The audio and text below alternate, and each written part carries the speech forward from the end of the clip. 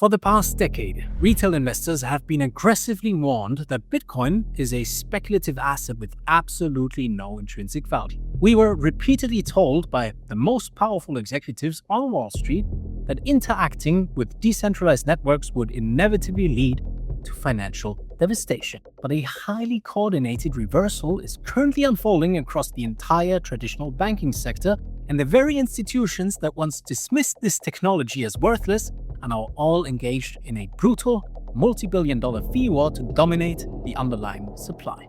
Today, we reveal why Morgan Stanley has deployed an army of 16,000 financial advisors to capture your digital wealth, and why this institutional invasion poses a structural danger to the core foundation of Bitcoin itself. My name is DC, and you're watching the Coin Bureau. Now, to fully appreciate the magnitude of what is happening, we need to examine the documented history of Morgan Stanley's relationship with Bitcoin, because the institutional hypocrisy on display is genuinely extraordinary. Back in December of 2017, Morgan Stanley research analyst James Fawcett published a landmark note titled Bitcoin Decrypted, in which he argued that Bitcoin's true value could be zero. The core thesis of that analysis was that Bitcoin lacked interest rates, had no physical form, and possessed what he described as virtually no acceptance as a currency medium, which was actually shrinking at the time of publication. That note landed when Bitcoin was trading at approximately $14,400 per coin. Furthermore, the bank's own CEO, James Gorman, publicly declared that Bitcoin was, and I quote, by definition, speculative, warning that anybody who thought they were purchasing a stable investment was, in his words, deluding themselves. Those statements were deliberate, public declarations from the executive leadership of one of the most systematically important financial institutions on Earth. And of course, they shaped the investment decisions of millions of retail participants. Now fast forward to April 8th, 2026, and Morgan Stanley officially launched the Morgan Stanley Bitcoin Trust under the ticker MSBT on the New York Stock Exchange ARCA, directly entering the spot Bitcoin ETF arena with its own proprietary product, representing the first time a major systematically important United States commercial bank has issued a spot Bitcoin ETF under its own brand name. Multiple credible outlets, including Bloomberg, Reuters, and FinTech Weekly, confirmed this distinction on the day of launch. This complete transformation took approximately 9 years, from arguing that Bitcoin's value was zero to offering the cheapest access product on the market. And the bank's global head of ETFs, Alison Wallace, stated explicitly that they wanted to show their commitment by having that lower fee, adding that this is an asset class that is not going away. But this reversal has nothing to do with a genuine philosophical evolution regarding decentralized technology. No, sir. Morgan Stanley does not suddenly believe in peer-to-peer electronic cash or financial sovereignty. The reality is that Morgan Stanley witnessed over $30 billion flow into competing Bitcoin ETFs within the first year of the January 2024 SEC approval. And they calculated that the management fees being captured by BlackRock and Fidelity represented revenue that rightfully belonged on their balance sheet. This creates a situation where the institution that warned you away from Bitcoin for nearly a decade is now positioning itself as your primary gateway into the asset. And they are doing so with a pricing strategy specifically engineered to eliminate the competition. MSBT launched with an annual expense ratio of just 0.14%, which is the lowest among all United States spot Bitcoin ETFs currently available. Put simply, Morgan Stanley is not competing on brand recognition or analytical expertise. They are deploying a predatory pricing strategy designed to undercut every established player in the market. To contextualize the scale of this undercutting, consider the differential against BlackRock's IBIT, which charges 0.25%.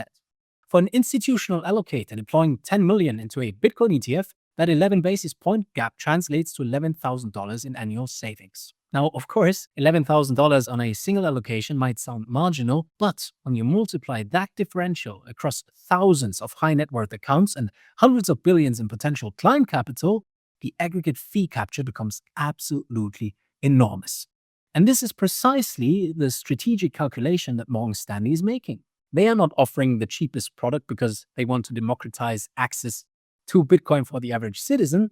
They are offering the cheapest product because it functions as a calculated loss leader, a deliberate sacrifice on per unit margin designed to monopolize the total volume of institutional Bitcoin custody. And it looks like their approach is working.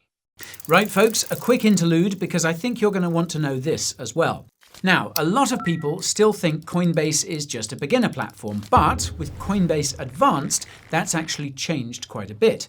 You're getting lower fees, proper charting tools, real-time order books, and full control with limit and stop orders. So it all feels much closer to a professional trading setup, but without the usual complexity.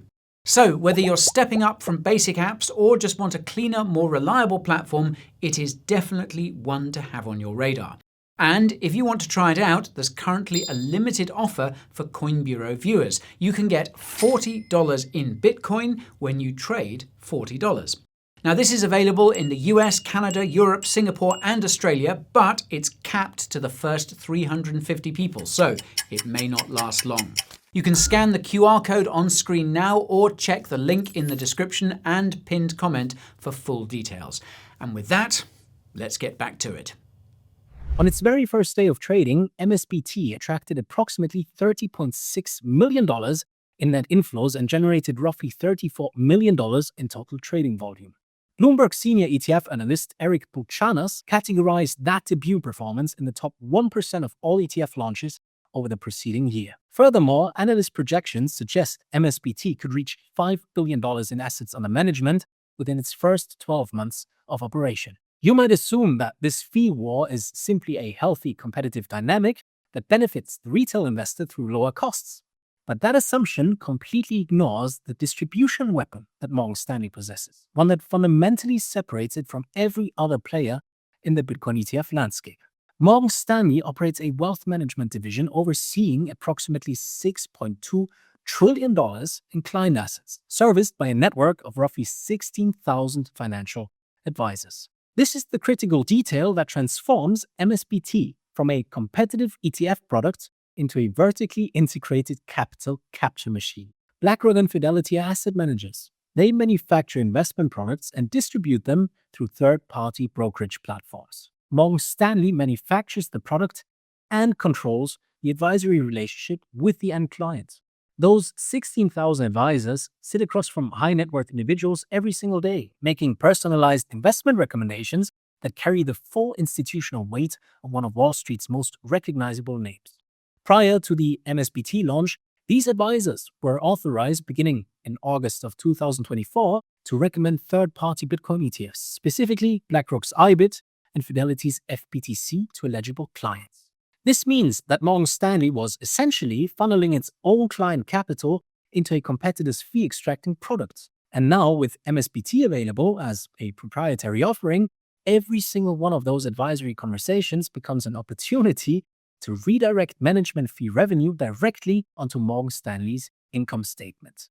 Bloomberg analysts specifically identified this captive audience of thousands of advisors as the bank's primary competitive advantage over incumbents who lack this direct-to-client advisory channel. And the data confirms that this advisory activation represents entirely new demand. Approximately 80% of crypto ETF activity on the Morgan Stanley platform historically came from self-directed investors making their own decisions. The advisor network is the untapped reservoir, and it is now fully operational. This creates a pipeline where a single institution controls the advisory recommendation, the proprietary product, the fee collection, and ultimately the custodial relationship with the underlying Bitcoin. And this is where the analysis must shift from competitive dynamics to something far, far more consequential for the entire future of decentralized finance. While mainstream financial media celebrates these massive ETF inflows as validation for Bitcoin's price trajectory, they are completely ignoring the structural danger embedded in this institutional accumulation. Every single Bitcoin absorbed into the Morgan Stanley Bitcoin Trust or into BlackRock's IBIT or into any of these centralized custodial vehicles is a Bitcoin permanently removed from the decentralized peer-to-peer economy. By August of 2025, BlackRock's IBIT alone held approximately 745,000 Bitcoin, which represented roughly 3.5% of Bitcoin's total circulating supply, surpassing even the exchange reserves held by Coinbase and Binance. Furthermore, the total US spot Bitcoin ETF market collectively controls an estimated 5.7% of Bitcoin's entire supply. And that percentage is growing with every single trading day. But the concentration risk extends beyond just the ETF issuers themselves. Coinbase CEO Brian Armstrong stated in February 2026 that his company custodies over 80% of all US Bitcoin and Ethereum ETF assets. That means a single corporate custodian is responsible for safeguarding the overwhelming majority of institutionally held Bitcoin across virtually every major ETF product on the market, including Morgan Stanley's MSBT. Analysis from CryptoSlate documented that Coinbase holds approximately 1.5 million Bitcoin tied to ETF custody arrangements, representing roughly 7% of Bitcoin's maximum supply concentrated under one roof. A single operational failure, a single regulatory action, or a single security breach at the custodian could simultaneously disrupt the holdings of BlackRock, Fidelity, Morgan Stanley, and dozens of other fund managers. As CryptoSlate noted, custody is supposed to be boring, but concentration risk makes every bad quarter feel like a stress test. This creates a paradox that Cointelegraph articulated precisely when they observed that the decentralized asset is increasingly controlled by centralized institutions. And this brings us to the ultimate structural trap that these legacy financial products represent for the individual investor. When you purchase Bitcoin through a spot ETF like MSBT, you do not own Bitcoin. You own a share in a trust that holds Bitcoin on your behalf, managed by Morgan Stanley, custodied by Coinbase, and administered by BNY Mellon. You cannot transfer that Bitcoin to a self-custody wallet secured by your own private keys. You cannot deploy a wrapped version of that Bitcoin into DeFi protocols to generate yield or provide liquidity. And you certainly cannot conduct a single peer-to-peer transaction, which is the fundamental capability described in the very first sentence of Satoshi Nakamoto's white paper. In other words, you are locked inside a walled garden where the bank dictates exactly when and how you can access the economic value of your own holdings. And they extract a perpetual management fee for the privilege of that restriction.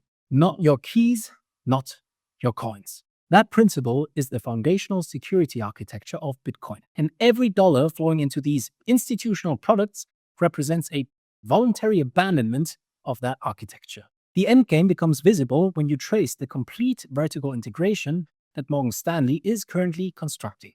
In February of 2026, the bank applied to the Office of the Comptroller of the Currency for a National Trust Bank charter for a proposed entity called Morgan Stanley Digital Trust National Association.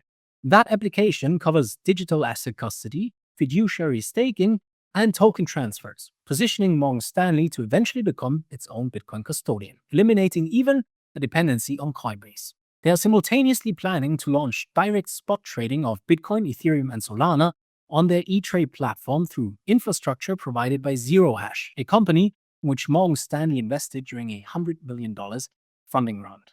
So, to put it simply, Morgan Stanley is not merely offering a Bitcoin ETF. They are systematically constructing a complete institutional capture architecture that encompasses the advisory recommendation, the investment product, the custodial infrastructure, and the retail trading platform. Every single layer of that architecture extracts fees. Every single layer removes Bitcoin from circulation, and every single layer concentrates control over a permissionless asset inside the exact type of institution that Bitcoin was originally designed to circumvent. By embracing these institutional products, retail investors are voluntarily handing the keys of the financial revolution back to the very banks whose failures precipitated the 2008 crisis, the crisis that inspired the creation of Bitcoin in the first place. So the launch of the Morgan Stanley Bitcoin Trust is not a moment for the crypto community to celebrate.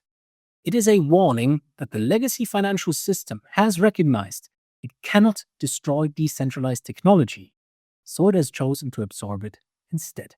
By weaponizing the lowest fees in the market and activating thousands of wealth advisors who collectively oversee trillions and trillions in client capital, they are centralizing the supply of the world's most pristine digital commodity.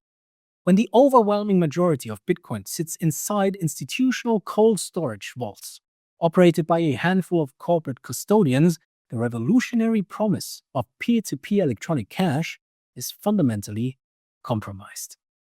The traditional banking cartel is actively constructing a velvet trap, and millions of investors are walking directly into it. But what do you think? Will the convenience of these ultra-low fee ETFs ultimately erode the foundational ethos of self-custody? Or will the underlying decentralized network remain resilient despite this massive institutional accumulation? Please get highly opinionated in the comment section below. And if you want to understand exactly how these same legacy banks are lobbying Congress to restrict stablecoin yields for everyday users, you must definitely check out our deep dive video right over here. Thank you all so much for watching, and I'll see you again very soon. This is DC signing off.